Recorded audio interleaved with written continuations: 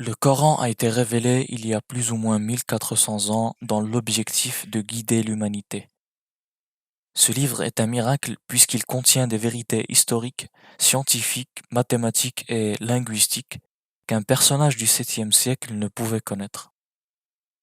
Aujourd'hui, nous allons nous concentrer sur des termes spécifiques que le Coran emploie pour décrire des paraboles.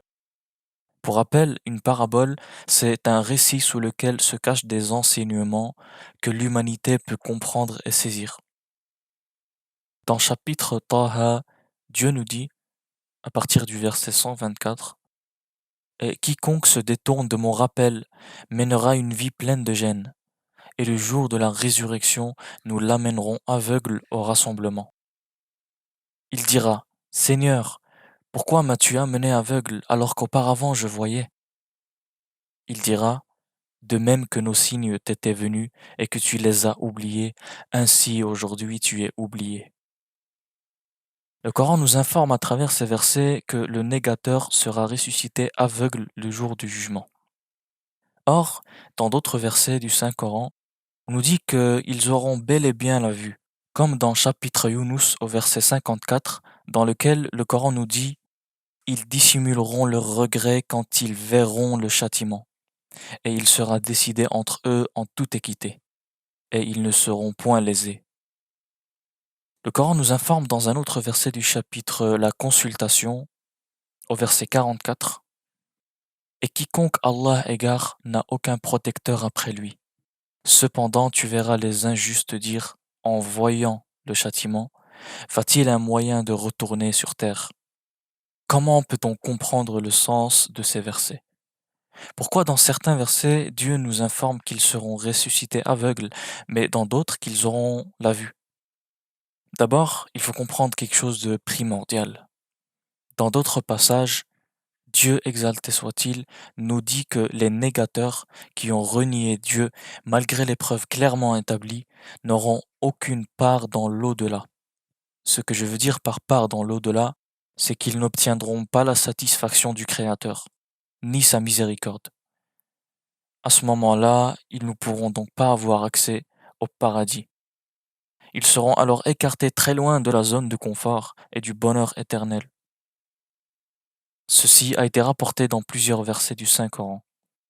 Dieu dit dans chapitre La consultation au signe 20, quiconque désire labourer le champ de la vie future, nous augmenterons pour lui son labour. Quiconque désire labourer le champ de la présente vie, nous lui en accorderons de ses jouissances, mais il n'aura pas de part dans l'au-delà.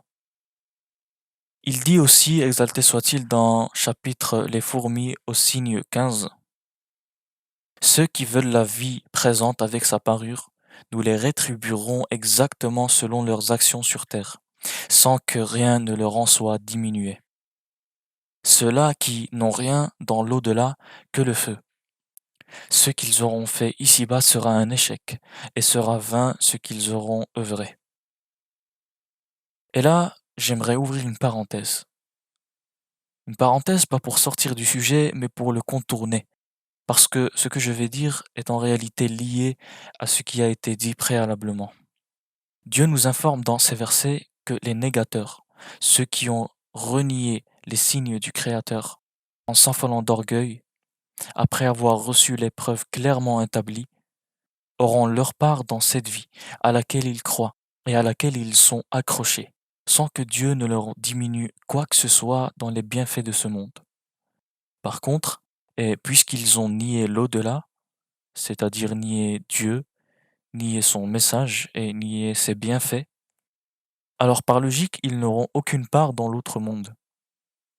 L'autre monde étant l'expression du jour dernier dans les textes religieux.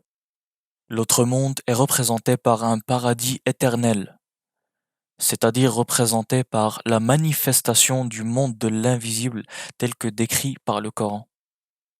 Le monde de l'invisible, et comme son nom l'indique, est un monde qui n'est pas encore visible pour le moment, et qui le sera, selon le Coran, au moment de l'avènement de l'heure, avec un grand H. L'heure, c'est ce qui permettra au monde de l'invisible d'apparaître au grand jour. C'est, selon le Coran, le début d'un monde parfait. le monde où il est possible de vivre sans aucun problème, sans aucune angoisse, aucune peine, aucune tristesse, aucune peur. L'autre monde, c'est le monde de la complétude, le monde de la beauté. C'est le monde où, contrairement à celui-ci, tout est immuable. C'est un monde où les idées sont révélées sous leur forme initiatique et originelle, où les apparences sont inchangées et où la réalité prend tout son sens. En résumé, l'autre monde, qui n'est autre que le monde de l'au-delà, c'est le monde idéal. En parlant d'apparence, le Coran nous affirme dans le verset 7 du chapitre Les Romains que les personnes qui nient le monde de l'au-delà, le monde de l'idéal, le Coran nous dit d'eux, ils connaissent un aspect de la vie présente, c'est-à-dire qu'ils ne connaissent en réalité qu'une partie apparente de la vie présente. Il continue en disant, tandis qu'ils sont inattentifs à l'au-delà. Inattentifs à l'au-delà puisqu'ils négligent en fin de compte l'essence même de leur existence, qui dépasse et qui est au-delà de leur conception de la vie d'ici-bas. Puisque l'idée d'existence fait partie du monde des essences. Le monde des essences, c'est le monde éternel, c'est le monde de l'au-delà. C'est pour cela que l'autre monde est considéré comme étant l'expression même de la vie, d'après le Coran. L'autre monde, Dieu dit à son propos, dans chapitre Les araignées au verset 64, cette vie d'ici-bas n'est qu'amusement et jeu. La demeure de l'au-delà est assurément la vraie vie, si seulement il savait. C'est à ce propos que le Coran est venu pour dire que les personnes qui ont mérité l'autre part dans l'au-delà, c'est-à-dire le paradis, remercieront leur Créateur pour ceci. Dans chapitre Fatir, au signe 34, Dieu dit: Et ils diront: Louange à Allah qui a écarté de nous l'affliction. Notre Seigneur est certes pardonneur et reconnaissant. Maintenant que j'ai fermé la parenthèse, et il y a en réalité beaucoup plus de choses à dire à ce sujet, j'aimerais rebondir sur les premiers versets cités en début de cette vidéo. Quand le Coran nous dit que ceux qui se détournent du rappel seront ressuscités le jour dernier en étant aveugles, en réalité, il ne prend pas en compte le sens propre du terme, aveugle, mais le sens figuré. Pour appuyer mes propos, je vais citer un bon nombre de signes pour que vous compreniez de quoi je parle réellement. Dans le Coran, chapitre Al-A'raf, verset 179, il est dit: Nous avons destiné beaucoup de djinns et d'hommes pour l'enfer. Ils ont des cœurs mais ne comprennent pas. Ils ont des yeux mais ne voient pas. Ils ont des oreilles mais n'entendent pas. Ceux-là sont comme les bestiaux, même plus égarés encore. Tels sont les insouciants. Dans chapitre La Vache, signe 171, Dieu nous dit: Les négateurs ressemblent à du bétail auquel on crie et qui entend seulement appel et voix confus.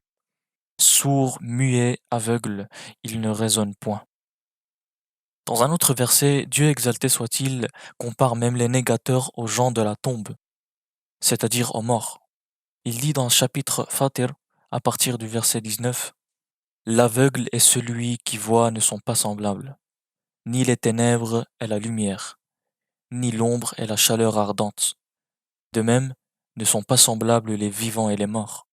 Dieu fait entendre qui il veut, alors que toi, tu ne peux faire entendre ceux qui sont dans les tombeaux. Tu n'es qu'un avertisseur. Nous t'avons envoyé avec la vérité en tant qu'annonciateur et avertisseur. Il n'est pas une nation qui n'ait déjà eu un avertisseur.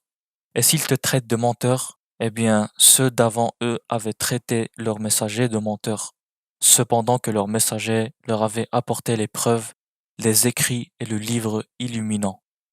Cette analogie est aussi faite dans le verset 53 du chapitre Les Romains, avec les gens aveugles au sens propre. Dieu dit: Tu ne peux pas guider les aveugles hors de leur égarement. Tu ne fais entendre que ceux qui ont la foi en nos versets et ils sont adhérents. Et c'est cette même analogie qui est faite dans chapitre Les Fourmis au verset 81, quand Dieu dit: Tu ne peux non plus guider les aveugles hors de leur égarement. Tu ne feras entendre que ceux qui croient en nos versets et adhèrent. C'est pour cela que, puisqu'ils n'ont pas voulu voir la vérité, voir les signes, voir les preuves évidentes pendant cette vie d'ici-bas, eh bien de la même manière, ils seront amenés le jour de la résurrection, tout en ne voyant pas ce à propos de quoi ils avaient mécru. Ils ne verront pas les choses que Dieu a réservées dans l'autre monde. Ensuite, ils regretteront de ne pas avoir cru en l'au-delà, car ils seront oubliés, tandis que les croyants seront dans un bonheur éternel, et les deux groupes seront récompensés équitablement. Ce jour où justice sera rendue par le vrai, le beau et le juste. Par conséquent, le sens du verset qu'on a cité en début de vidéo est donc porté sur une métaphore, car il est tourné dans d'autres versets par substitution analogique, comme on l'a vu, et il est donc utilisé au sens figuré. D'ailleurs, le Coran va aller plus loin encore, en affirmant dans chapitre Al-Hajj au verset 46, car ce ne sont pas les yeux qui s'aveuglent, mais ce sont les cœurs dans les poitrines qui s'aveuglent. L'aveugle, selon le Coran, c'est la personne qui fait tout pour ne pas voir la vérité, celle qui ne distingue ni bien ni mal, celle qui vit sa vie sans se soucier de son objectif primordial sur cette terre. L'ouïe, qui est l'un de nos 5 sens physiologiques, n'est qu'un outil pour percevoir les choses, les objets, la matière. Eh bien, si cette même personne devient aveugle, elle peut tout autant l'être, mais tout en étant clairvoyante. L'aveugle, selon le Coran, c'est la personne comparable aux bestiaux. Pire encore, puisque même si cette personne possède une conscience, elle ne l'utilise pas pour réfléchir, pour s'élever, pour avancer et méditer autour de la création. Si vous lisez le Coran, vous réaliserez qu'il utilise souvent des paraboles pour décrire une réalité ou un événement, afin que l'on puisse tirer nous-mêmes des enseignements dans le but d'avancer et de nous guider. C'est pour cela que le livre de Dieu, c'est en réalité le miroir de toutes les réalités possibles. Il exprime à travers ses vers la vérité transcendante, dans le but de guider l'humanité vers l'au-delà, vers la vérité absolue, qui en réalité n'est que l'objectif pour lequel tous les êtres humains ont été créés.